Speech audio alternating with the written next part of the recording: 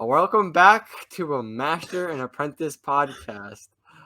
Today, we're going over Kenobi episode 5. You want to start us up, Afton? I can't wait. I'm gonna be honest. This is probably my favorite episode so far. So we got. Oh my gosh, there's just so much to unpack here. We open with a scene of Anakin and Obi-Wan Daddy fighting. Wan. I was about to say I was debating between Obi-Wan and Ewan McGregor. Or Daddy Wan. Yeah, Daddy Wan. They weren't fighting. They were dueling back in the Jedi Temple, and I'm thinking this whole time, like he's giving Anakin a lesson. He's like, "Oh, yeah, blah blah blah.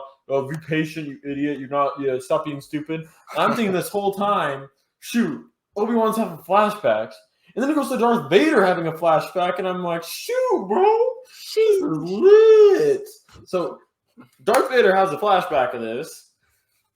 Then okay, you got to go with the plot line because I can only think of the one event that happens. So right off the bat, we open with, like you said, the flashbacks, which is amazing. I do want to say, holy Christ, Hayden did not age very well. I mean, it does not ruin the scene. It looks great, but you can just tell, like, there's definitely some years in between this and the original movie. But that's beyond the point. We see this awesome flashback. It's sweet. It's surreal. We finally get it. It's a waste that we get it at episode 5. You'd expect this episode 3. In my opinion, this episode belongs in episode 4. You trash episode 4, you put episode 5 in episode 4's place, and it makes perfect sense. And I'll explain it at the end. Don't let me forget. Anyways, like I said, they have this flashback. It goes to Vader. Then what's her name? Lady comes up. He makes her Grand Inquisitor. She tells them where they are, and they're going to get Kenobi. I don't want to ruin the whole plot. They trap him basically.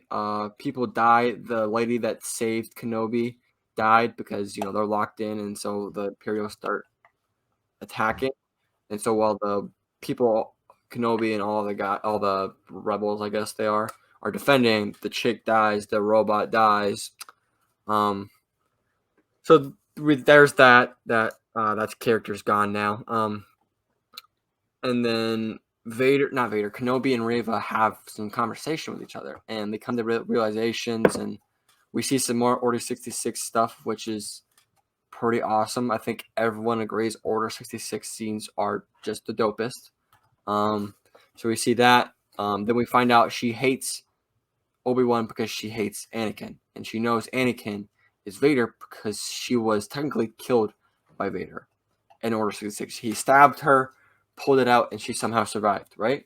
Mm-hmm. So that's how she knows who Anakin and Vader is, which fills some plot holes from the past to everybody, and also explains why she has this deep hate for Kenobi, because she hates Anakin. She doesn't really care about Kenobi. She thinks that Kenobi could have stopped Anakin from. Yeah, why didn't she stop that? She doesn't like Kenobi, but her hatred for Anakin and Vader is way deeper than Kenobi.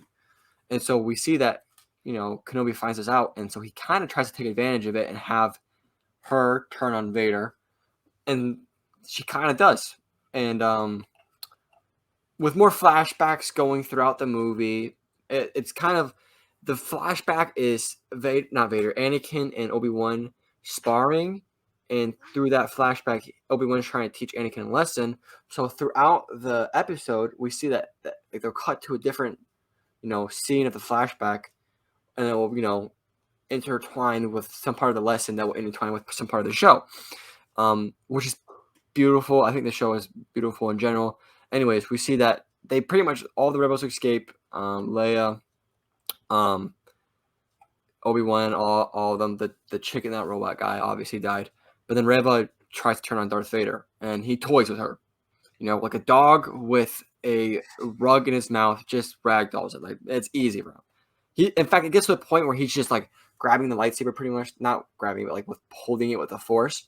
He takes her lightsaber, breaks it in half, gives himself a lightsaber, and then gives it to her so they can duel. Like, he's just literally messing with her. Like, he doesn't care. And then he obviously easily beats her. Like, it's not even close.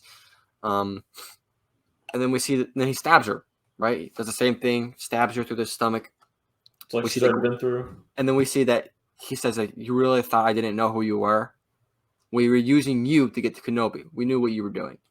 So then we see that the Grand Inquisitor is still alive as well. So he takes back the title of Grand Inquisitor, and Riva, we think he's left for dead, but she's not. So Vader and Grand Inquisitor walk away, and Reva finds a little hologram that the Haji guy, the fake Jedi, he accidentally left behind, right? And it has a message from Bail Organa talking about Tatooine and Luke. And that's where we leave off with Reva grabbing that. Yeah. So that's kind of the breakdown. Great episode, like I said, very beautiful episode. Out of 10. Out of 10, probably 9.5. I just, like I said, I told you I was going to explain it. Where do they leave off? They leave off, like, where do they start off? Sorry, they start off with Kenobi coming back in the hangar, right? Mm-hmm. Where does episode 4 start off? Kenobi being burnt, coming to the hangar for the first time. You get rid of episode 4, you don't have a second, goose hunt for Leia. That doesn't really have much plot development, and then you just leave. You replace that. You don't have any plot holes. You have 2 extra episodes, and it's flawless. You know what I mean? Yeah. It really. And now yeah.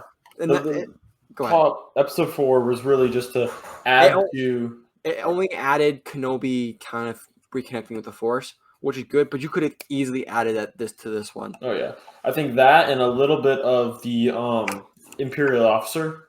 A little bit of character development for her. Which what's the point? She's gonna die next time, anyways. But exactly. So.